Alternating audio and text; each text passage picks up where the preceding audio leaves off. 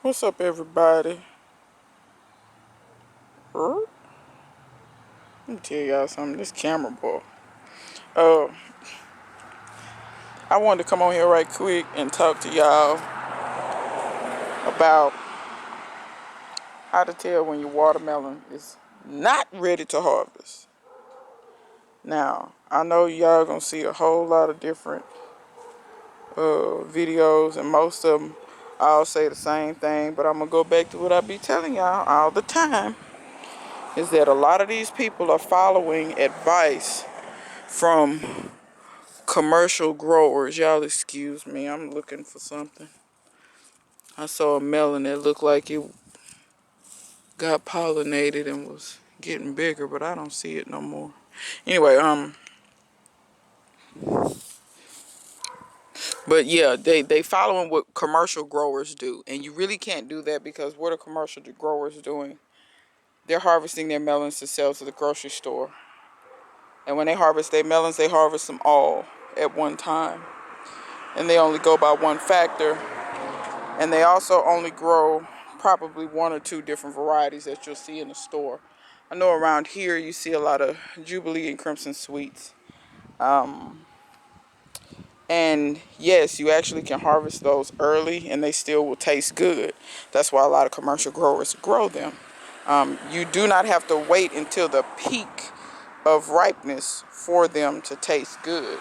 So I'm gonna go out on a limb and say, if you're growing anything Crimson Sweet, Jubilees, anything like that, I'm gonna go out on a limb and say you can harvest it early and it's still gonna taste good.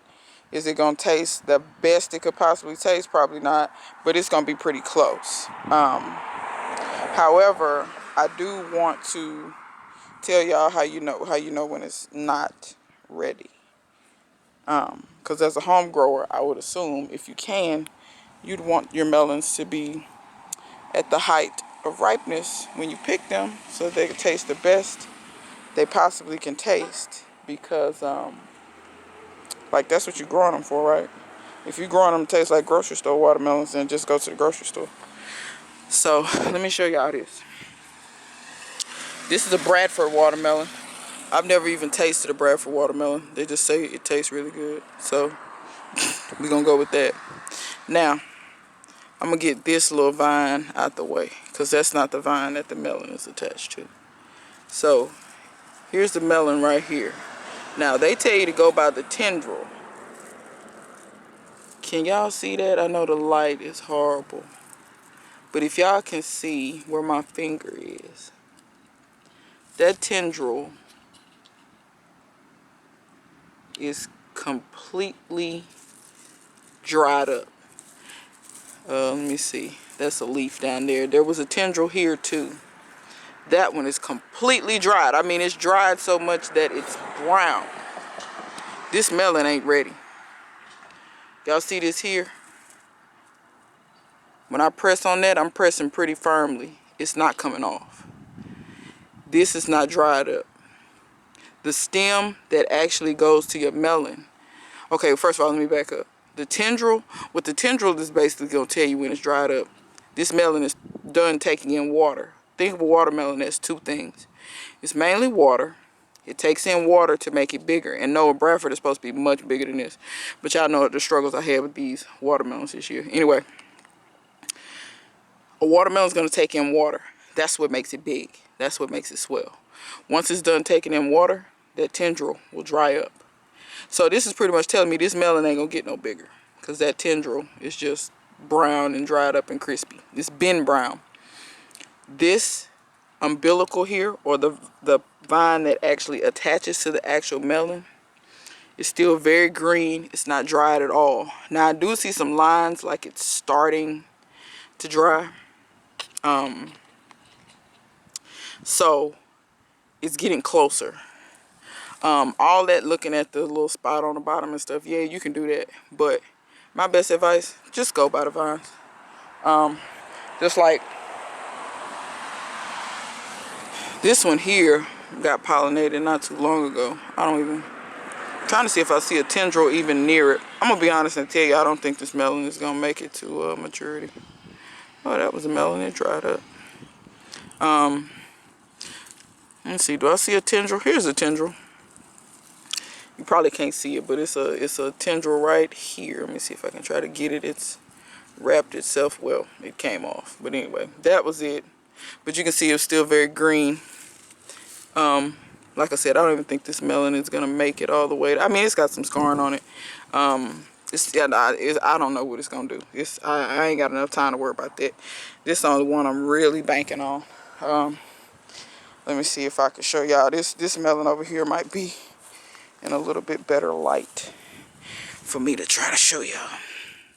So once again, these are Bradfords. They're supposed to get much bigger than this. Yeah, this one will be easier for me to show you guys. Okay, so let me get the tendril has grabbed onto some marigold.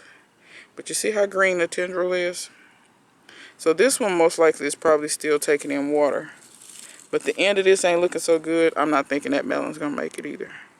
But you can see it's still good and green. This is still green. When your tendril dries all the way up, that melon ain't gonna get no bigger.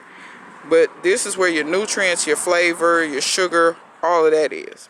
When that starts to dry, that's letting you know that the vine is done. The vine say, okay, this melon is ripe. Because you got to understand, a plant is not stupid. This plant's whole purpose is to make these melons so that the seeds on the inside of the melon are mature. And then the vine will let go of the melon. The melon, naturally, if left alone, would rot onto the ground, and the seeds would be left on the ground to germinate that next spring. That's how plants perpetuate themselves. They don't need any human intervention to do that. So if the seeds on the inside are fully mature, then you know that your melon is going to be good as well. Now, yeah, in nature, critters do come, eat watermelons, poop out the seeds. You know, a lot of times the seeds are already viable. But I'd rather let the vine tell me, you know. Let me collect these marigold seeds while I'm sitting here because I forget.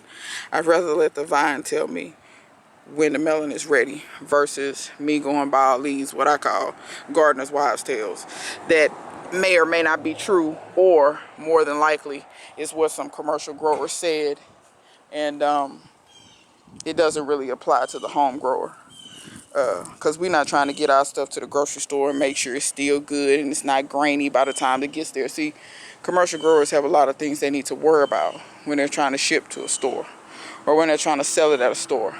And they also, to be frank with you, they don't care about taste. If it tastes good, it is what it is.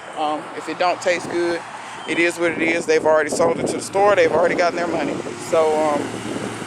So yeah, a lot of this stuff home growers should not be following. That's why a lot of times I don't grow varieties that you see in the store, because those are not the optimal tasting varieties. Is Crimson Sweet and Jubilee's good? Yes, but pretty much they're just sweet.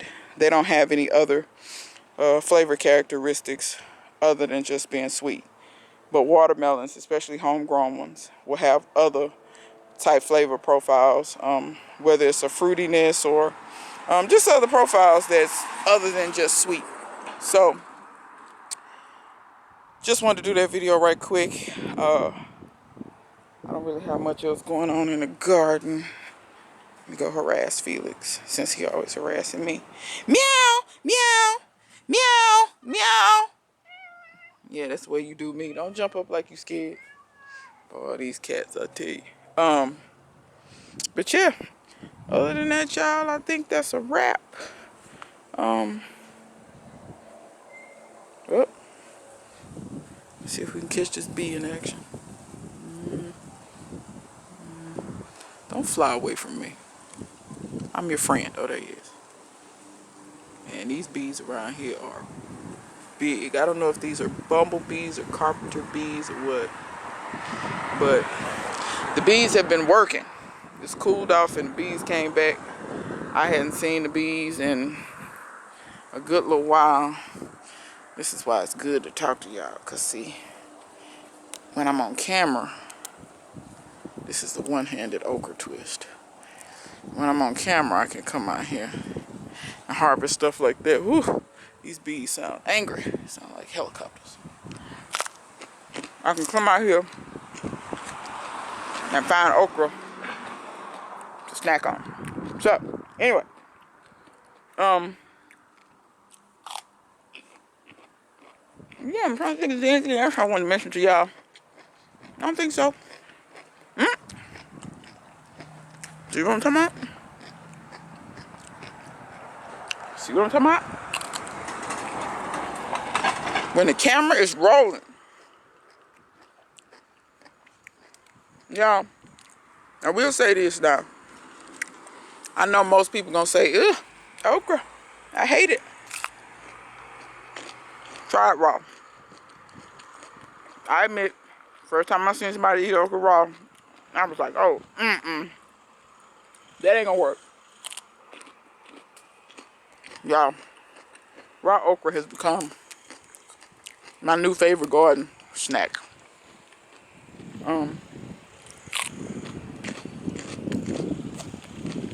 I admit, none of my okra has made it into the house. Not this season, at least.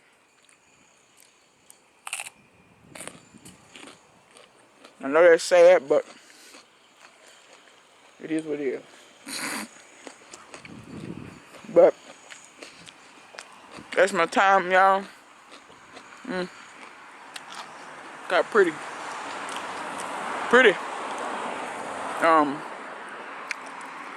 Yeah. Beets. I forget who sent me these beets. Somebody sent me these beets in the Black Seed Exchange. I can't remember which beets those are. I know they're not the cylinders. The cylinders are planted in the back. And whoever sent me the cylindra beets, thank you so much. They have germinated. That's what I'm talking about. People sending out good seeds. But yeah, man. Till next time. See you guys later.